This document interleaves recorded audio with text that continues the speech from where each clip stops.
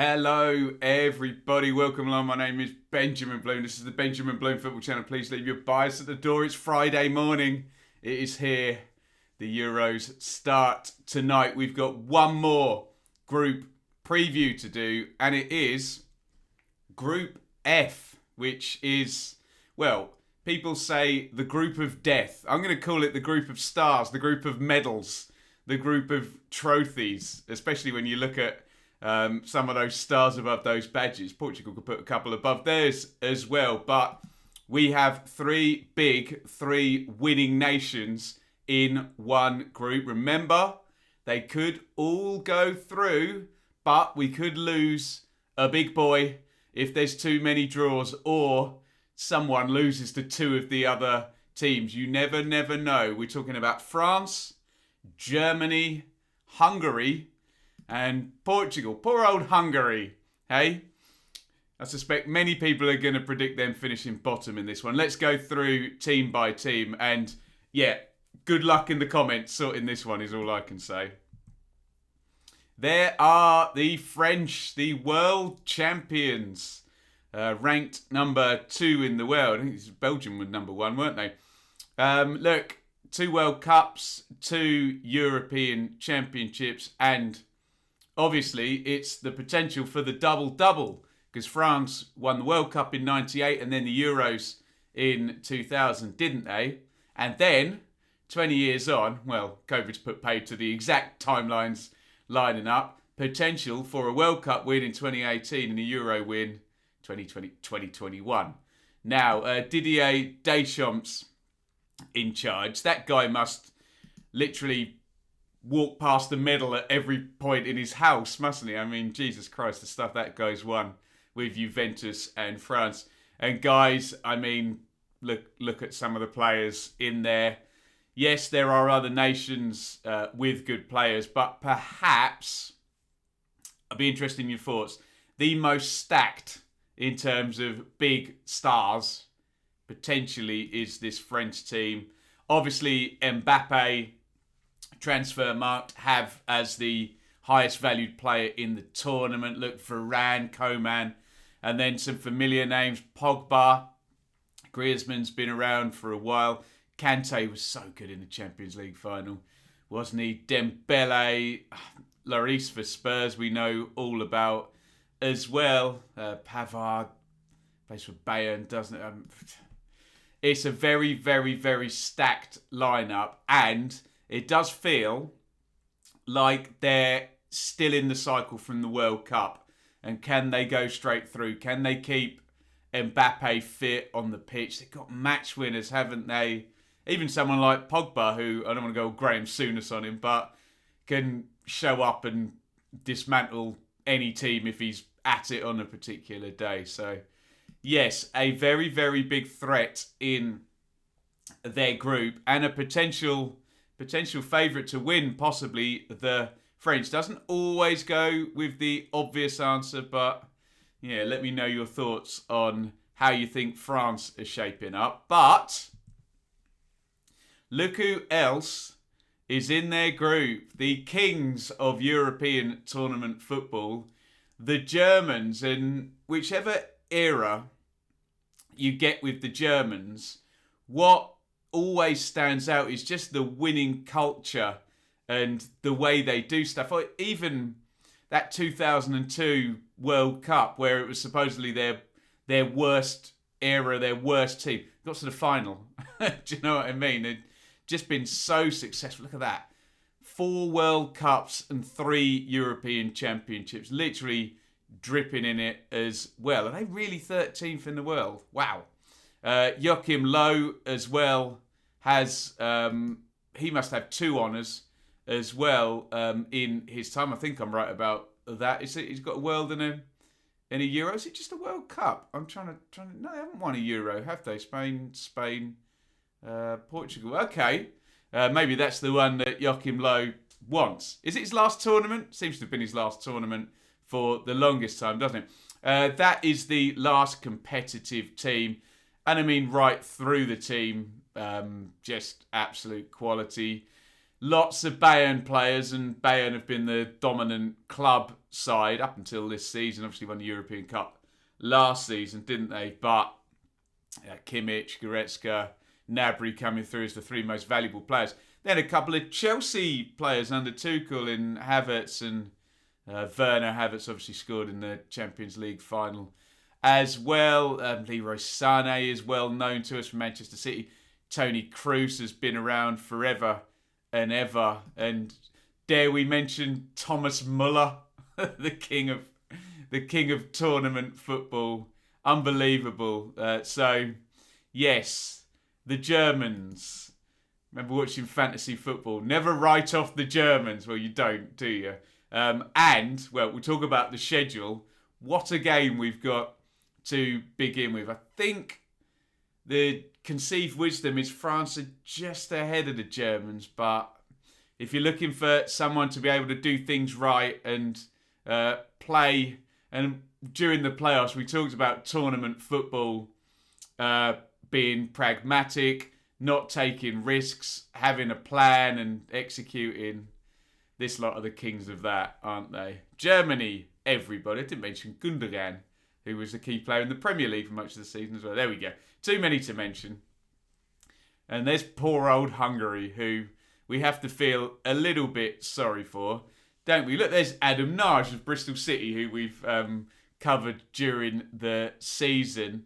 A couple of high-value players playing in Germany. You can see at the top there, Orban, Gulashi and Salai. But, look, ranked 40th in the world. Marco Rossi is the manager.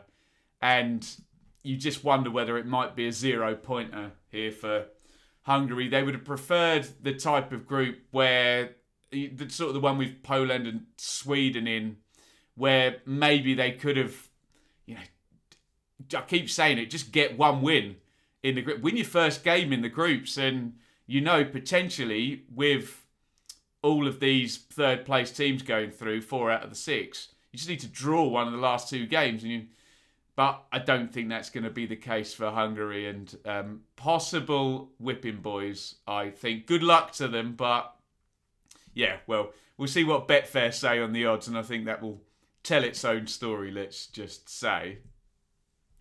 And if this group wasn't stacked enough, here are Portugal, who are the tournament holders. You can see that glittering trophy down there. Ranked 5th in the world, Fernando Santos. You feel a bit sorry for Portugal because in terms of defending your trophy, they've had to go to a 5th year. It's normally a 4-year cycle, but obviously with the tournament cancelled last year, they've had to wait an extra year, and of course that makes a certain player a year older, doesn't it? But there's plenty more than just the glorious Cristiano Ronaldo in there, who, let's be honest, is an all-time great now, isn't he? And can still carry a team even at 36. Does he need to? I'm not so sure he does. And he's kind of been used to being the talisman. But look, Bruno Fernandes, João Felix, and then those Man City players, Diaz, Silva, Cancelo, Ruben Neves, who may be on the move from Wolves, Diego Jota, Andre Silva. Wow. They have some very, very good players, Portugal. I know people would sit there and look at the England squad and Foden, Sancho, Bellingham, Kane, Grealish, blah, blah, blah. That's what we're doing with Portugal, particularly on the front end. But look, Diaz and Cancelo. Look, Jose Fonte. I remember him. Used to play for Southampton, didn't he? In the Premier League. So, look, plenty of quality. And obviously Bruno Fernandes and Cristiano Ronaldo could be a very fun match-up with one feeding the balls through to the other. And look, you got Ronaldo on the pitch, you got a chance, haven't you? So, brilliant. What a group with France, Germany and Portugal, and a bit of wrong place, wrong time for the Hungarians, I think. There's the schedule, and there's the game I was alluding to. So one of France and Germany is dropping points in the first round. A chance for the Portuguese to maybe beat the Hungarians and get out in front. But look, it's just stacked. Each round, you're going to have a matchup between one of those big three. France and Germany, then Portugal and Germany.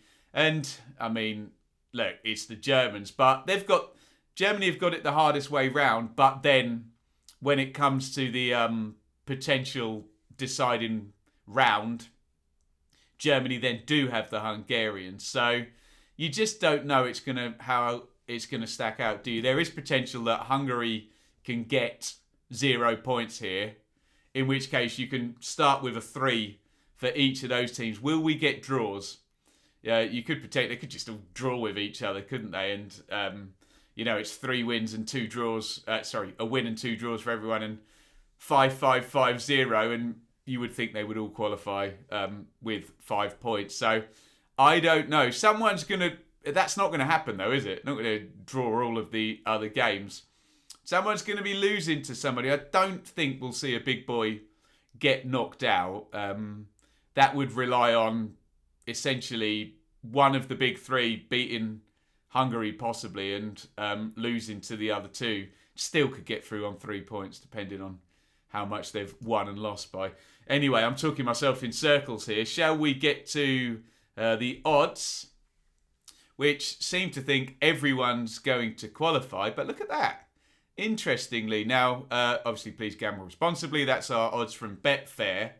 They're very heavy on the Germans rather than the French to qualify from group. Whether that's just a liability or a probability, I don't know. Interesting, that one. I thought that may be the other way round. Shows I don't look at the odds before I do this, do I?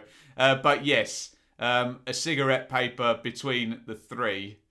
And then Hungary, obviously, odds outsiders. Christ, I've had my say. Now you have yours in the chat. I think I'm not going to be sticking my neck out to say that Hungary are going to be finishing bottom. But the order of the other three, let's go for France, Germany, Portugal. But don't ask me about the points, whether that leaves anyone with 3, 4. If anyone's getting 6 or more in this group, then they've done well, haven't they? For sure. There we go. That is Group F. We've done each and every group. Now I'll put them in a nice little playlist. Get your thoughts in the comments. Give me your 1, 2, 3, 4. That is a hard group to call and a hard group to get through. And I haven't mentioned it, elephant in the room. If England win their group, they will play second place. One of these awful teams that, particularly with Portugal and Germany, we've had very, very bad histories against. So, I'm already nervous about the possibility of that in the round of 16. Anyway, let's not worry about that and let's get your predictions in for Group F, Group of Death, or the Group of Medals and Trophies, whichever way you want to slice it. Thank you for watching. We'll be back tonight for the first watch along, Turkey and Italy. I'm very giddy and very excited. Over and out. Thank you so much for watching. If you enjoyed this video, please hit the like button to see more videos from this channel. Hit the subscribe button and to be notified every time we upload. Ring the bell for those notifications to come through on your device. If you really want to support the channel and me as a content creator, I will be eternally grateful if you head over to the merch store and grab something, or support over on Patreon, patreon.com/Benjamin Bloom. Thank you for your time. Go and watch another video.